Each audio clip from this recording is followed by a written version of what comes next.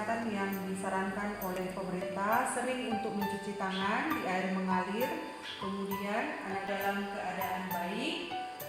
Tentu di hari yang berbahagia ini Ibu lihat masih ada beberapa orang lagi yang belum hadir, tapi kita tetap menunggu supaya ikut bergabung juga di pembelajaran kita pada pagi hari ini. Oke, ayo silakan. Mari kita berdoa untuk memulai pelajaran kita.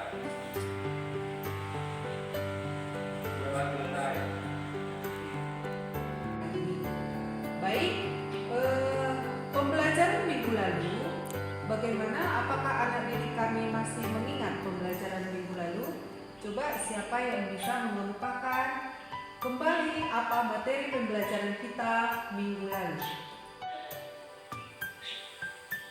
Simbol Protestan yang mirip tumbuhan sama mirip tumbuhan, mirip hewan sama mirip yang bertumbuh. Oke, baik.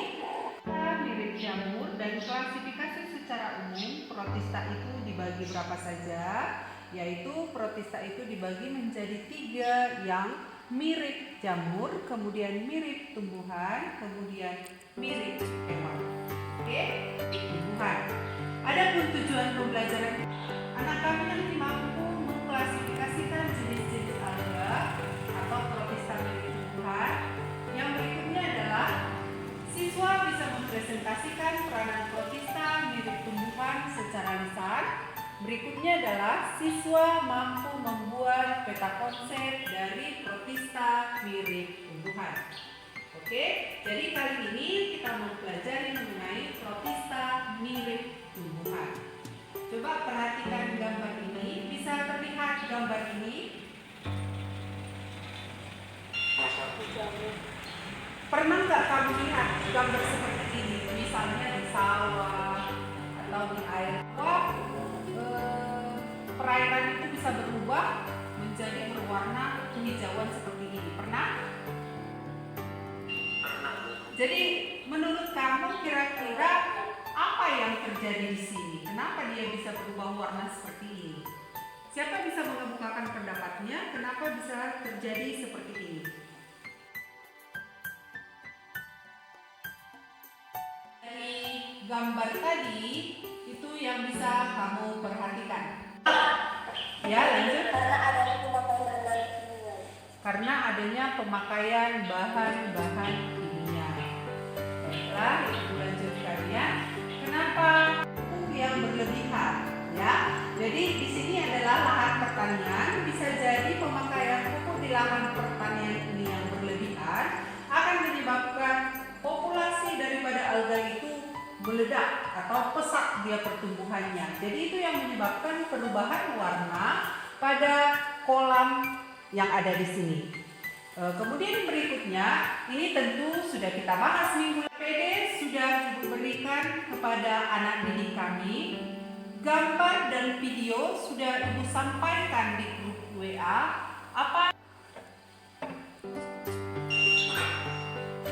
Oke, baik, kalau sudah diterima, coba perhatikan dulu gambar ini.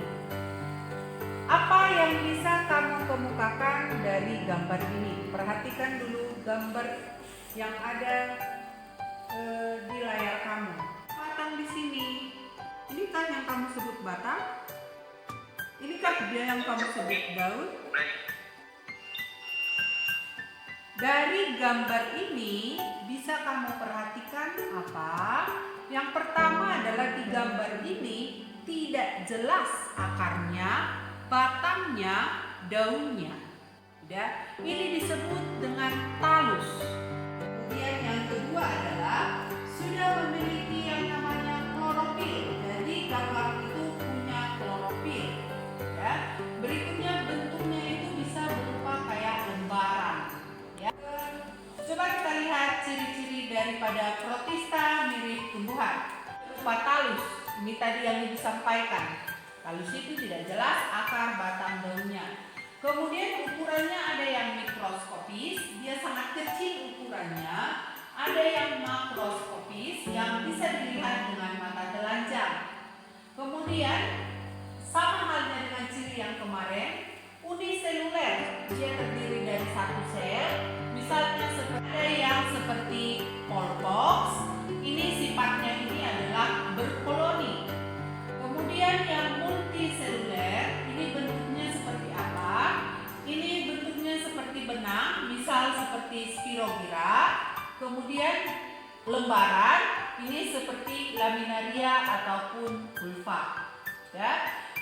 Kemudian mengandung yang namanya klorofil. Nanti protista mirip tumbuhan ataupun ganggang ini nanti diklasifikasikan berdasarkan klorofil yang dia punya. Apakah klorofil A, B, C, D, ataupun misalnya ini sifatnya berupa fotoautotrof. Fotoautotrof itu adalah bisa membuat ataupun memasak makanannya sendiri. Ya, oke, coba perhatikan lagi gambar yang di sini.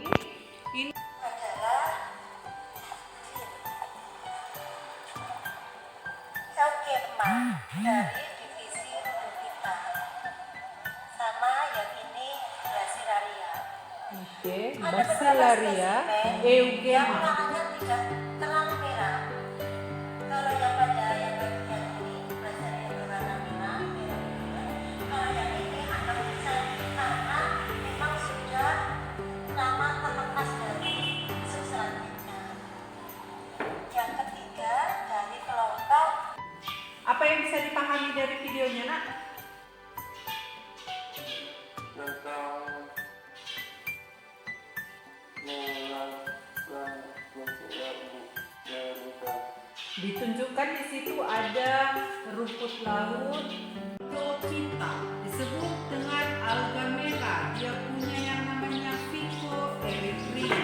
Kemudian berikutnya adalah Chrysophyta, disebut dengan Basilariophita. Ya, contohnya seperti diatom, ini bisa nanti sebagai bahan peledak ataupun sebagai bahan penggosok. Berikutnya adalah Phaeophyta. Berikutnya adalah Pyrophyta. Pyrophyta ini disebut dengan alga api. Bisa laut itu terlihat kayak ada sinar. Ya, kenapa? Dia kayak bercahaya laut itu, ada semacam sinar dari laut yang terlihat. Ini karena adanya Pyrophyta. Jadi, siapa yang bisa mengemukakan apa saja peranan daripada ini khusus ya? Khusus dari protista mirip tumbuhan. Apa kira-kira peranannya? Ini sudah kamu ketahui. Yang pertama tadi cirinya, ciri umumnya. Langsung itu dulu diingat. Talus. Kenapa dia diklasifikasikan kepada protista, tidak diklasifikasikan kepada tumbuhan? Karena sifatnya tadi yang talus. Ya, ingat. Arti talus tadi apa? Peranannya Bu sebagai sebagai obat Bu bisa ya Bu. Iya, bentar. Ayo, ayo. Wika, yuk.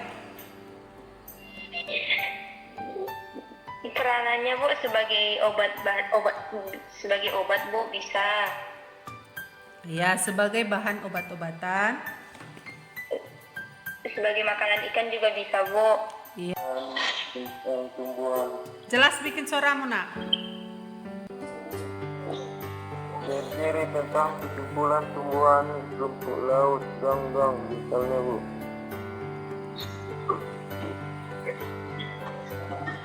Simpulan dari ciri-ciri protista. Ayo.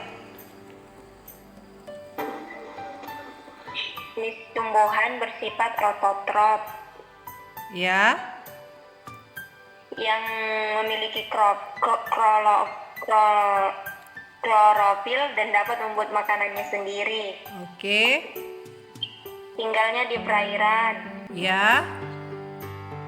baik secara soliter atau koloni. Oke.